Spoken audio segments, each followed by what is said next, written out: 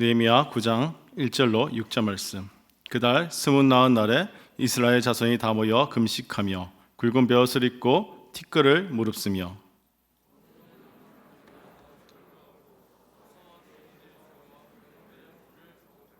이날에 낮 4분의 1은 그 제자리에 서서 그들의 하나님 여호와의 율법책을 낭독하고 낮 4분의 1은 죄를 자복하며 그들의 하나님 여호와께 경배하는데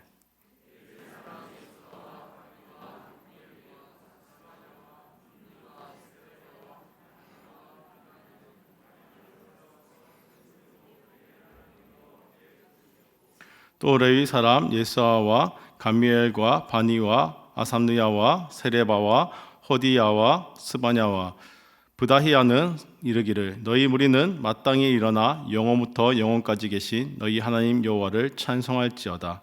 주여 주의 영화로운 이름을 성축하올 것은 주의 이름이 존귀하여 모든 성축이나 찬양에서 뛰어남이니이다.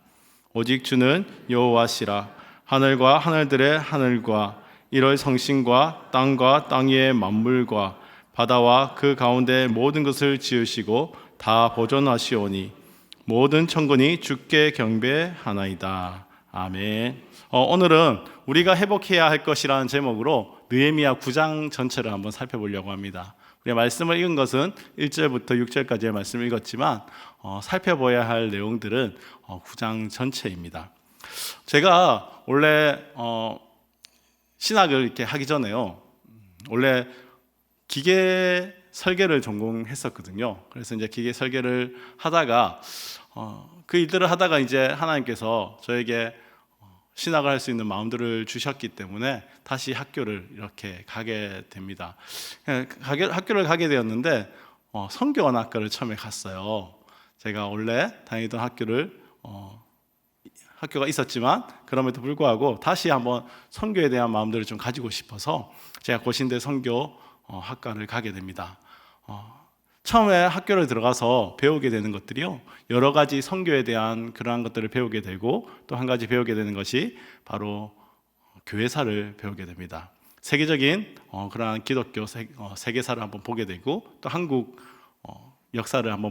기독교 역사를 한번 보게 되는데요, 그때마다 빠지지 않고 나오는 그러한 것들이 있습니다. 무엇이냐면 바로 부흥운동에 대해서 이야기를 하게 됩니다.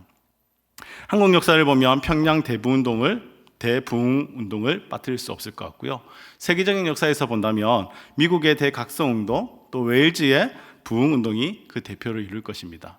아니, 제가 학교를 가서 수업을 듣는데, 그것도 진짜 오랜만에 이 책을 잡았는데 우리나라 역사도 아니고 외국에서 이런 부흥들이 있었다 하는 역사들을 외우고 그걸 시험 쳐야 되는 거예요.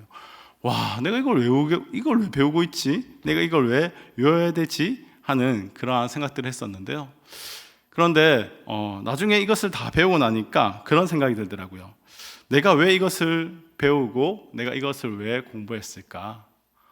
정말 하나님께서 이렇게 역사하셔서 이런 일들을 보여주셨습니다 하고 그것을 부러워하기 위해서가 아니라, 사실 나도 그 하나님의 부흥을 사모하고 나도 그것을 경험하기 원하는데, 그렇다면 그 원리를 우리가 잘 알게 될 때 그때 우리도 그것을 경험할 수 있지 않을까. 그래서 함께 그러한 역사들을 봄을 통해 하나님이 어느 한 때에 그 은혜를 부으시고 그 일들을 행하시는가 하는 것인가를 배우게 되었던 것 같아요. 그 모든 영적 부흥운동을 한번 살펴보면요, 공통적인 그러한 특색들이 나타나게 되는 것을 보게 됩니다. 이 영적 부흥운동은 첫째는 누군가 한 사람의 변화에서 시작되었다는 거예요. 정말 하나님께서 정말 주권적으로 강권적으로 어떠한 성령의 은혜를 막 부어주셔서 어떠한 무리가 갑자기 팍 변해갖고 자, 우리 이제 부흥이 됩니다 이래갖고 그 역사들을 나타낸 것이 아니라 단 한 사람, 정말 하나님과의 그 관계 속에서 몸부림치며 하나님을 붙들고 있는 그 한 사람을 변화시키셔서 이 사람을 통해서 다른 사람을 변화시키고 또 다른 사람을 변화시키고, 그것이 부흥운동이 되어서 정말 놀라운 역사들을 일으키는 그러한 모습들을 보게 된다는 거죠. 이 부흥운동은 단 한 사람, 그 한 사람에 의해서 시작되었다는 것이 바로 영적 부흥운동의 특색 중에 하나입니다. 또 다른 한 가지는 회개운동이라는 것이죠. 언제나 이 영적 부흥 운동에는 회개 운동이 나타납니다.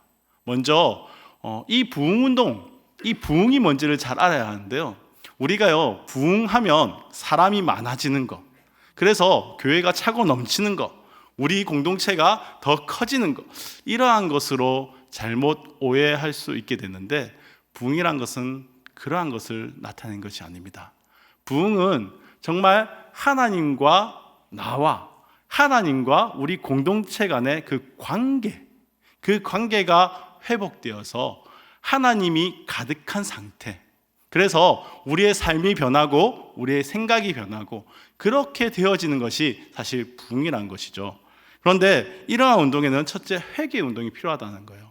왜냐하면 하나님과 우리의 관계를 가로막고 있는 것은 죄밖에 없거든요. 그 죄가 있기 때문에 하나님과의 관계가 되지 않는 거예요. 그래서 이 죄의 문제를 해결하기 위해 늘 언제나 기도하는 사람들이 있었다는 겁니다. 자신의 죄를 회개하고 공동체의 죄를 회개하고 그 회개하는 가운데 하나님께서 놀라운 능력들을 허락하시고 은사를 허락하셔서 정말 영적 대부흥이라는 놀라운 일들을 일으키시는 것이었습니다. 마지막으로 이 공통된 특색 중에 하나는 단 한 번의 회개와 어떠한 운동으로 끝나지 않았다는 거죠. 영적 이 부흥 운동은 계속적이고 지속적으로 이어져 나갔다는 거예요.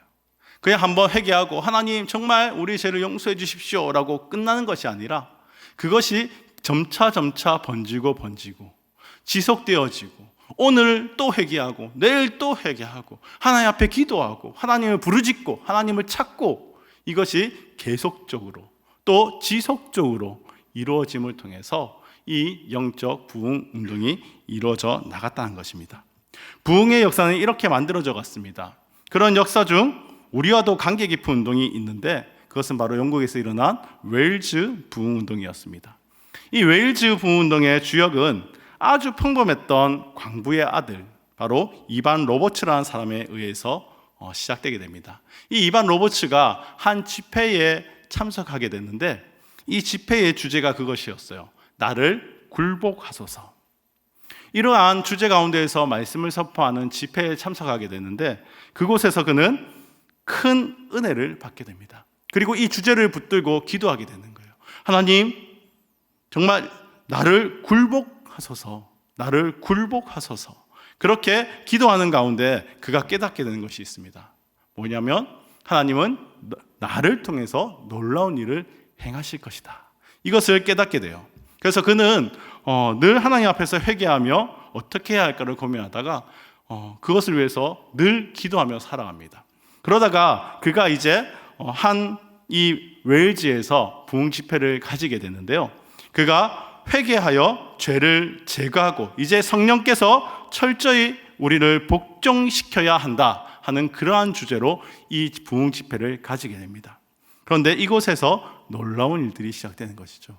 많은 사람들이 죄를 고백하게 되고 그리고 하나님을 사모하며 하나님을 찾게 되는 역사가 일어나게 됩니다. 그런데 왜 이 운동이 우리나라와 큰 관련이 있느냐? 이 운동에 참여했던 한 선교사님이 그곳에서 그 집회의 자리에 앉아서 말씀을 듣고 우리나라 평양 장대영 교회에 오게 되었던 것이죠. 그리고 이 평양 장대영 교회에서 이 소식을 전하고 이 주제를 이야기하고 함께 기도하게 됩니다. 그곳에서 이 부흥 운동이 시작되었던 것이죠. 바로 그곳에서 이 이야기를 하고 기도할 때에 누군가의 회개가 일어나게 되고 그 회개를 통해서 성령 하나님의 놀라운 역사들이 나타나기 시작하게 되는 것이죠. 그리고 우리가 알던 바로 평양 대부흥 운동이 우리나라 가운데 일어나게 되었던 것입니다. 이러한 모든 부흥 운동은요, 세계 기독교 역사의 대부흥 운동이라고 이제 불려지게 됩니다. 왜 그럴까요? 왜 이 놀라운 일들을 사람들은 대부흥 운동, 그것도 부흥 운동이 아니라 대부흥 운동 이렇게 기록하게 될까요? 많은 사람들이 이 사건을 통해서 믿게 되고 돌아오게 되었기 때문일까요? 아까 전에도 말씀드렸던 것처럼 부흥이란 것은 단순히 사람이 교회에 많이 나왔기 때문에 부흥이라 불려지지 않습니다. 많은 사람이 예수를 이제 믿게 되었기 때문에 부흥운동이라고 불려지지 않는다는 거예요. 부흥이라는 것은 이렇게 정의를 하더라고요. 기독교적인 새로운 생활로서의 각성을 의미한다. 뭐라고요? 기독교적인 새로운 생활로서의 각성을 의미한다. 부흥이라는 것은 내가 정말 하나님을 믿는 하나님의 백성으로서 어떻게 살아야 하는지를 깨닫게 되는 것을 말하는 겁니다. 그래서 내 삶이 변화되어지는 것을 말하는 겁니다. 그것을 부흥이라 한다는 것이죠. 정말 하나님 앞에서 내가 잘못 살아왔던 것을 깨닫고 하나님 앞에 기도하고 회개하며 이제는 내가 똑바른 삶을 살아가겠노라 결단하고 그것을 위해서 애쓰며 살아가는 그 운동, 거기에 더해서 전도 운동이 병행되면서 교회가 성장하게 되는 거예요. 그러니 그것을 사람들은 영적 부흥 운동이라 이야기했다는 겁니다. 오늘 본문에 바로 이스라엘의 영적 부흥 운동이 기록되어 있습니다. 이스라엘 백성들이 성벽을 재건했죠. 그리고 언약 공동체로서의 삶이 회복됩니다. 이것은 느헤미야라는 그런 총독이 자신의 이 리더십을 통해서 이 백성들을 일깨우고 이 백성들과 함께 회복하는 일을 시작했기 때문입니다.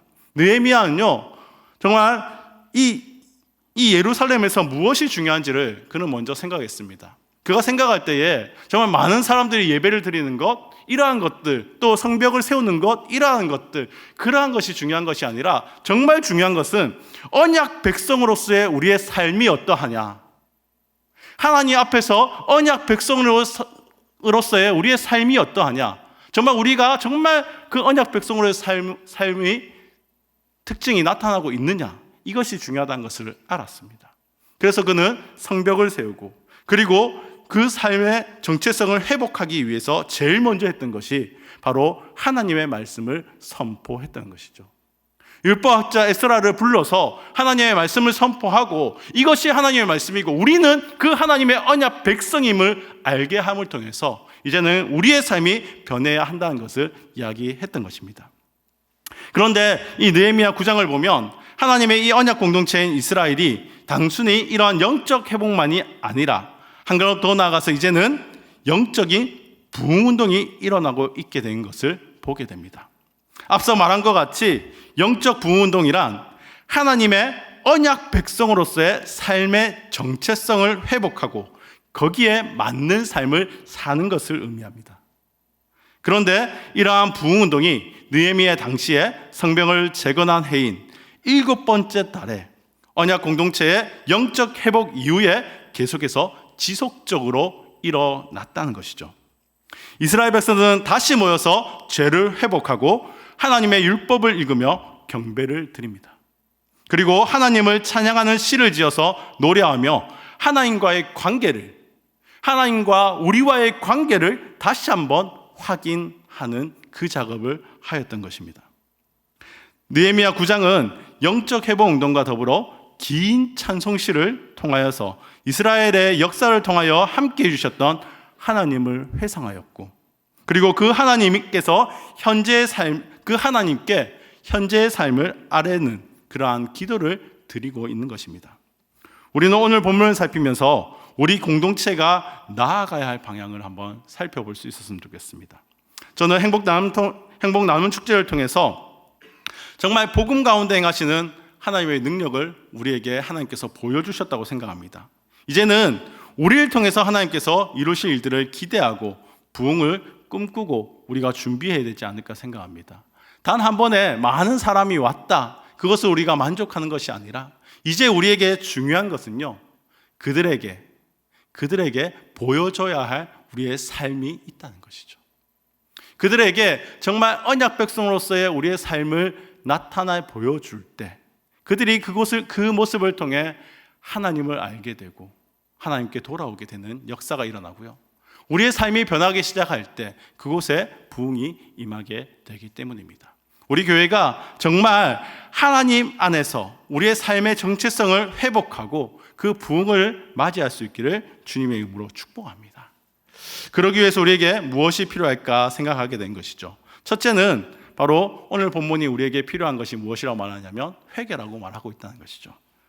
부흥 운동에 빠지지 않는 요소 가운데 하나가 자신의 죄와 자신에 속한 공동체의 죄를 회개하는 것입니다. 자신들이 하나님 앞에서 죄를 지었다는 그러한 자각 없이는 부흥 운동이 일어날 수 없습니다. 느헤미야 9장 1절에서 2절 말씀을 보면 회개의 구체적인 모습을 읽을 수 있습니다. 1절에서 2절 말씀입니다.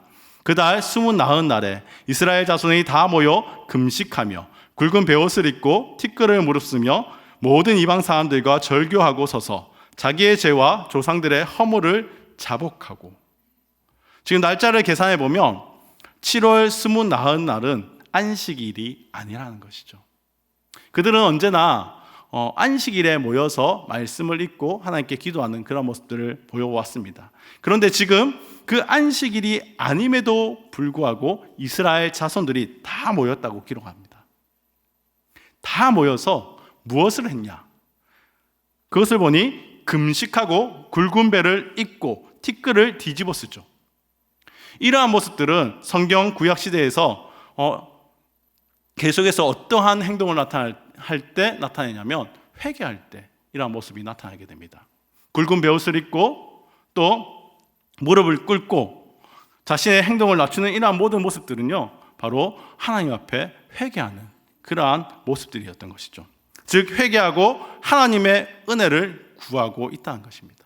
이것을 안식일이 아님에도 불구하고 모여서 이들이 하고 있는 것이죠. 그리고 또 한 것이 무엇입니까? 바로 모든 이방 사람들과 절교한다는 그러한 표현을 쓰고 있습니다. 모든 이방 사람들과 절교하고 서서. 이것을 원문의 의미를 살린다면 이스라엘 자손은 모든 이방인들과 구별할 수 있도록 이렇게 볼 수 있는데요. 스스로 이제 하나님을 알지 못하는 이방인들과 다르다는 것을, 구별되어짐을 나타낼 수 있도록 이러한 표현이라고 할 수 있는 것이죠. 즉 이방인들의 영향을 받은 잘못된 문화와 이제는 이별을 하고 이제는 그들과 구별되어서 거룩하게 하나님 앞에 서겠다는 뜻이 되는 것입니다. 그리고 이들은 구체적으로 그들의 죄와 그들의 조상들의 죄를 자복하기 시작하였습니다. 오늘날에도 우리가 하나님의 은혜를 잊고 우리에게 영적인 부흥 운동이 일어나기 위해서는 우리가 하나님의 거룩한 백성이라는 그 정체성을 잊어서는 안 된다는 것입니다. 우리는 정말 그렇게 생각하며 살아갑니다. 나는 성도입니다. 나는 하나님을 믿습니다. 그렇게 말하면서도 사실 하나님의 영광을 위해서 살아가지 못하고 정말 하나님으로 인하여 기뻐하지 못하는 그러한 삶을 우리는 살 때가 참 많지 않습니까? 우리는 그것이 죄라고 여겨본 적이 있습니까?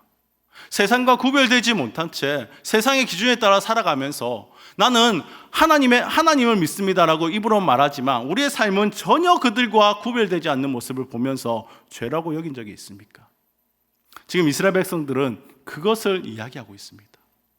우리의 모습 중에서 정말 이 이방인들과 구별되지 못했던 그러한 정말 하나님의 백성으로서의 어떤 특징이 나타나지 못했던 자신들의 죄를 하나님 앞에 고백하고 있는 것이죠. 우리 안에 그러한 회개들이 일어났으면 좋겠습니다. 정말 이런저런 핑계로 나는 하나님을 위하여, 나는 하나님을 인하여 살아가는 하나님의 백성입니다. 입으로는 말하지만 삶으로는 살지 못했던 우리의 모습이 있다면 그것이 하나님께 나아가는 그 길을 막고 있는 죄인 줄 알고 우리가 이 죄를 회개하고 돌이켜야 되지 않겠습니까? 우리의 삶에 정말 이러한 회복이 일어났으면 좋겠습니다. 정말 하나님의 백성으로서의 삶의 회복이 일어나길 바라며 정말 그렇게 살지 못했던 우리의 삶들을 회개하는 은혜가 우리 모두에 있기를 주님의 이름으로 축복합니다. 둘째, 오늘 본문은 하나님의 말씀을 읽는 이스라엘 백성들의 모습을 보여주게 됩니다. 이것이 바로 부흥을 위한 또 다른 요소인데요.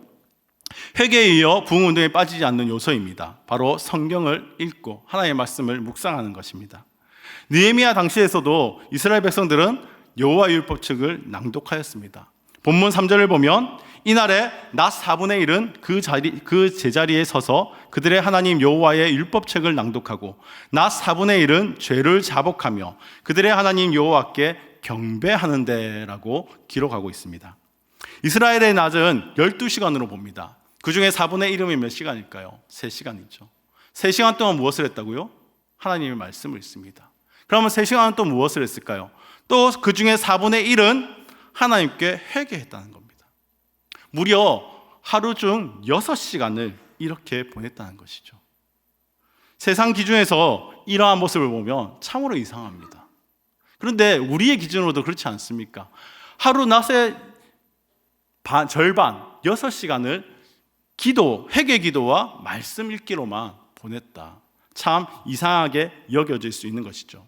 하지만 이러한 간절함, 하나님께 돌아가고자 하는 그 간절함이 우리에게 느껴지는 것 같습니다. 우리가 교회 역사를 보면 영적 부흥운동이 일어났을 때 이 미국을 중심으로 일어난 제1차, 2차 대부흥운동이나 우리나라에 일어난 그러한 평양 대부흥운동의 양상이 똑같습니다. 하나님의 말씀으로 인해서 개인이 변화가 되는 것이죠.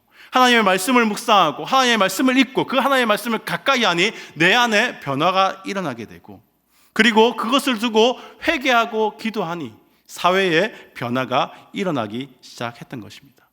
저는 오늘 본문을 보면서 기도하게 됩니다. 과거 이스라엘에게도 새로운 기회를 주시고 이렇게 영적 부흥을 일어날 수 있게 도우시는 그 하나님께서 오늘날 우리에게도 함께 하셔서 우리에게도 새롭게 하시고 우리에게도 하나님께서 놀라운 영적 부흥운동을 주시리라 믿고 그것을 기도하게 되는 것입니다. 사랑하는 우리 성도 여러분께서도 이것을 함께 꿈꿨으면 좋겠습니다. 하나님, 과거에만 일하시는 그 하나님이 아니라 그 과거의 하나님께서 오늘 동일하게 역사하시는 하나님이신 줄 믿사오니 우리의 삶 가운데 찾아와 주셔서 주의 말씀으로 나를 변화시키시고 주의 말씀으로 내가 하나님 백성의 삶으로 회복할 수 있도록 도와주옵소서. 이것을 위해서 기도하시기 바랍니다. 나 한 사람이 변할 때 하나님께서는 나를 통해서 놀라운 부흥의 역사를 우리 교회 가운데 허락하시기 때문입니다. 이것을 사모하고 함께 기도할 수 있는 그런 우리 성도님들 되시길 바랍니다. 셋째로 오늘 본문에서 이 영적 부흥 운동을 맞이하며 이 이스라엘 백성들이 또 한 가지의 요소는 바로 찬송시였다는 것입니다. 하나님의 말씀을 듣고 레위 사람 예수아와 감미엘과 바니와 하산느야와 세레바와 호다야와 스바냐와 또 브다히야라는 이스라엘 백성들과 함께 긴 찬송시를 함께 지어서 불렀습니다. 이 내용을 자세히 살펴보면 언약 백성인 이스라엘의 역사를 회고하고 있는 것입니다. 특히 과거 이스라엘의 역사 가운데 하나님이 언약 관계 속에서 어떻게 행동하셨는지, 또 이스라엘 백성들은 그것에 어떻게 응답하고 있는지를 스스로 돌아보고 회고하면서 그것을 찬송으로 만들어서 기도로 올려드리고 있다는 것입니다. 그 내용을 구분해 보면 이렇습니다. 본문 5절에서 6절까지의 말씀은 창조주이시며 보존하신 하나님을 고백하고 있습니다. 그러면 이러한 하나님을 소개하고 있는 이유가 어디에 있을까요? 그것은 그들이 섬기고 있는 하나님은 세상에 존재하는 모든 만물을 창조하시고 보존하시기 때문에 이 하나님과 관계 맺는 것이 얼마나 행복하고 놀라운 일인지를 보여주기 위함입니다. 이렇게 하나님을 찬양하는 것이, 그 하나님을 떠올리면서 그 하나님이 나와 관계 맺는 것이, 내가 그 언약 백성 속에 있는 것이 얼마나 큰 은혜인지 깨달으라고 함께 노래하고 있는 것이죠. 둘째 본문 7절에서 8절은 아브라함과 맺은 언약 속에 나타난 하나님의 은혜를 소개하고 있습니다. 창조주시며 보존하신 하나님께서 세상에 많은 민족들이 있지만 아브라함을 선택했다는 겁니다. 그리고 하나님께서는 아브라함과 언약도 맺으셨다는 것입니다. 그리고 이 언약을 맺으실 때 하나님께서는 이 약속을 지키지 않으면 자신이 목숨을 내어놓겠다는 횃불 언약으로 확증하셨습니다. 그것을 지금 찬송으로 노래 부르죠. 그런데 성경을 살펴보십시오. 하나님께서 그 횃불 언약을 맺으신 이후에 그 언약을 어기신 적이 있습니까? 단 한 번도 없다는 것이죠. 모든 그 언약을 하나님은 지켜 행하셨습니다. 나와 그 언약을 맺으신 하나님께서 이 이스라엘 백성들과 그 언약을 기억하사 늘 함께 하셨고 도우셨다는 것을 그들이 찬송하며 노래하는 것이죠. 그들은 스스로 이 찬송을 하면서 떠올리는 것입니다. 하나님께서 이 언약에 신실하셔서 나에게 이렇게 행하셨지. 그러면 이러한 역사를 소개하는 그 목적이 어디 있을까요? 바로 온 천하 만물을 창조하신 하나님께서 특별히 아브라함과 언약을 맺으시고 그 언약을 성취하셨기 때문에 변함없이 하나님과의 그 언약을 믿고 우리가 그 언약을 붙들고 살자는 그러한 다짐을 담고 있는 것입니다. 셋째 본문 9절에서 11절 말씀에서는 애굽에서의 구원에 나타난 하나님의 은혜에 대해서 이야기합니다. 이스라엘 백성이 400년간 고통을 받는데 하나님은 그 400년 동안 정말 이 이스라엘 백성을 모른 채 하신 것이 아니라 그 400년 동안 이스라엘을 보고 계셨다는 겁니다. 그리고 그 400년이 이르렀을 때 그 고통의 소리를 듣고 찾아오셨다는 것을 보여주시는 것이죠.